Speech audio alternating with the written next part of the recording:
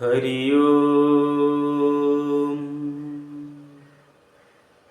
നമഃ ശിവായ.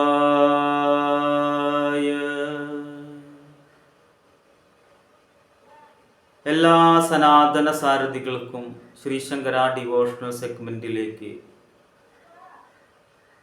ഈ അടിയന്റെ സ്വാഗതം, നമസ്കാരം. ഇന്ന് ഞാൻ നിങ്ങളുമായി സംവാദം ചെയ്യാൻ ആഗ്രഹിക്കുന്ന വിഷയം 2025 ഓരോ നക്ഷത്രക്കാർക്കും എങ്ങനെ ഗുണം വരും എന്നതിനെ കുറിച്ചാണ്. ജ്യോതിഷത്തെക്കുറിച്ച് ചിന്തിക്കുമ്പോൾ മലയാള മാസങ്ങളാണ് അതിനൊക്കെ അടിസ്ഥാനപ്പെടുത്തിയിട്ടുള്ളത്.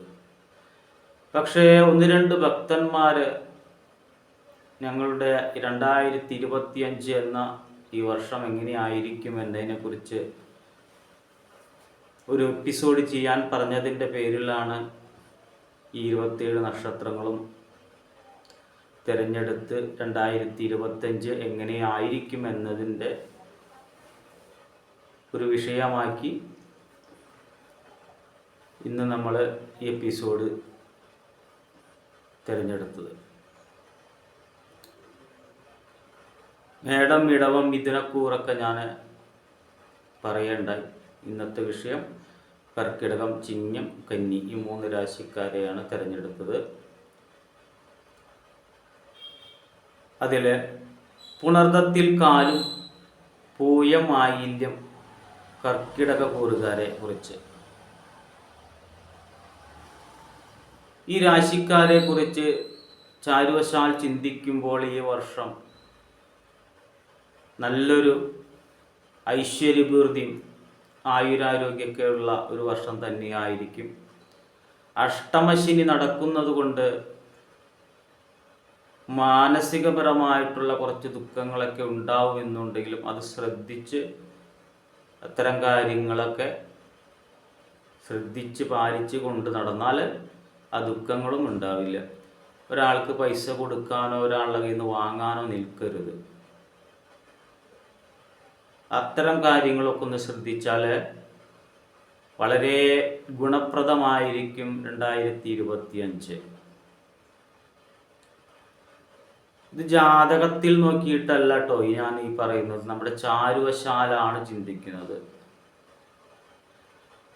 അപ്പോൾ പൊതുവെ നമ്മൾക്ക് നല്ല ഗുണങ്ങളൊക്കെ ഉണ്ടാവും. ഒരു 6 മാസത്തിന് ശേഷം വീടിനടുത്തുള്ള വിഷ്ണു ക്ഷേത്രങ്ങളൊക്കെ ഒന്ന് ദർശനം ചെയ്താൽ നന്നായിരിക്കും. അഷ്ടമശനി ഉള്ളത് കൊണ്ട് മനസ്സിന് നമുക്ക് ചെറിയ ചെറിയ പ്രശ്നങ്ങളൊക്കെ, അതായത് മനസ്സിനെ അലട്ടുന്ന കൊച്ചു കൊച്ചു കാര്യങ്ങളൊക്കെ ഉണ്ടാവും. അത് നമ്മൾ ശ്രദ്ധിച്ചാൽ അതും പരിഹരിക്കാവുന്നതാണ്.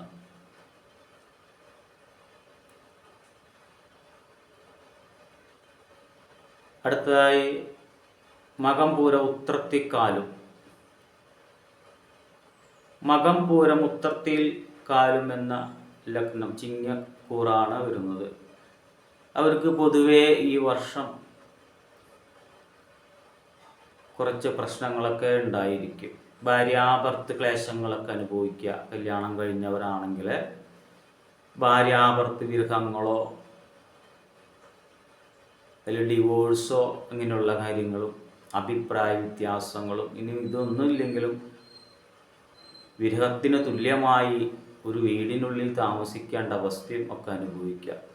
സമൂഹത്തെ പേടിച്ചുകൊണ്ട്, സ്വന്തം വീട്ടുകാരെ പേടിച്ചുകൊണ്ടൊക്കെ സഹിച്ച് ഭാര്യാഭർത്ത് ദുഃഖങ്ങൾ അനുഭവിക്കണം എന്നാണ് ഈ രാശിക്കാർക്ക് മൊത്തത്തിലുള്ള 2025 വർഷത്തിലെ ഫലം.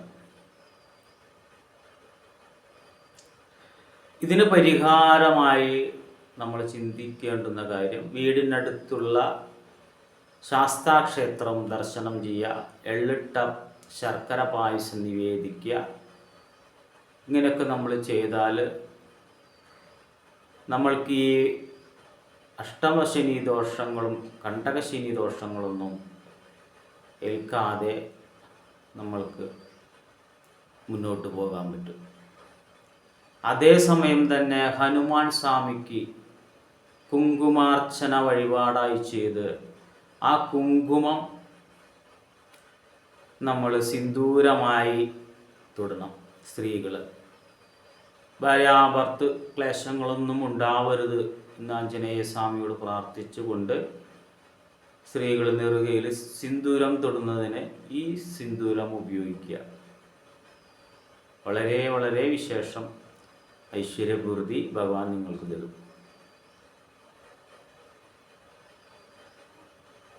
അതുപോലെ തന്നെ ഉത്രത്തി മുക്കാലും അത്തം ചിത്തിരിലരയും കന്നിക്കൂറുകാർ.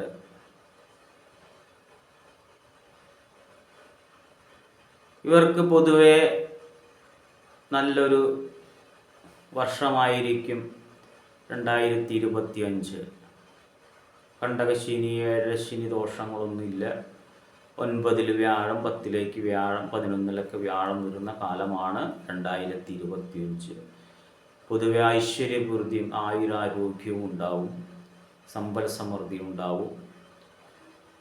വീട്ടിൽ ഒന്നിനും ഒരു കുറവ് വരില്ല.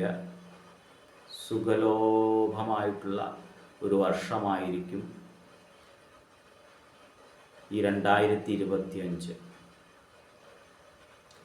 അതുപോലെ തന്നെ യാത്രകൾ ചെയ്യാനൊക്കെ ഭാഗ്യങ്ങൾ വരിക.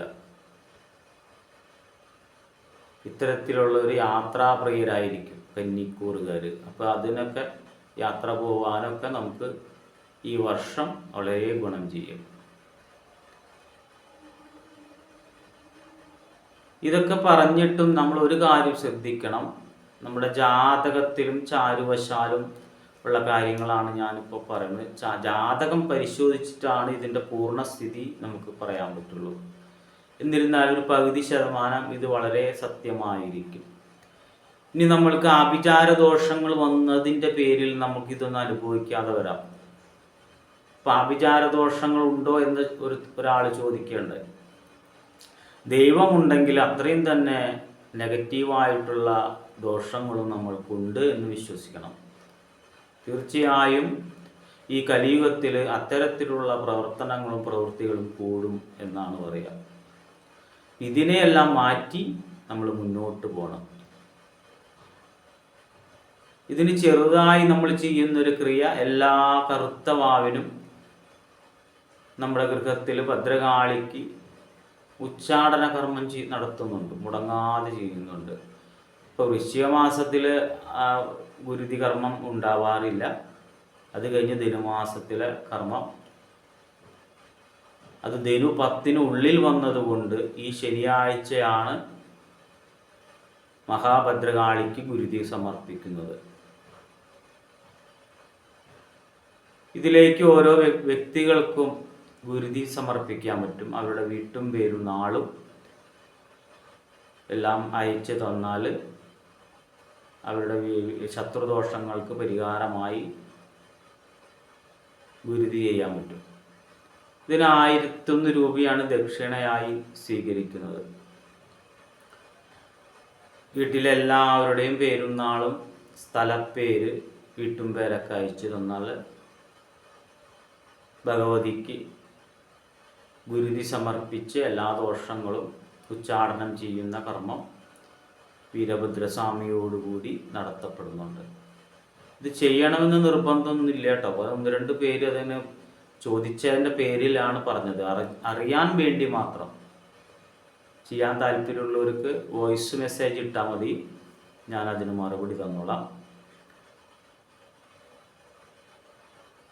അപ്പോൾ ഇന്നത്തെ ഈ എപ്പിസോഡ് 2025 എന്ന ഈ വർഷം കർക്കിടകം, ചിങ്ങം, കന്നിക്കൂറുകാർക്ക് എത്രമാത്രം ഗുണം ചെയ്യും എന്നതിനെ കുറിച്ചാണ്. ഗുരുനാഥന്മാരിൽ നിന്ന് കിട്ടിയിട്ടുള്ള കൊച്ചു കൊച്ചു അറിവുകൾ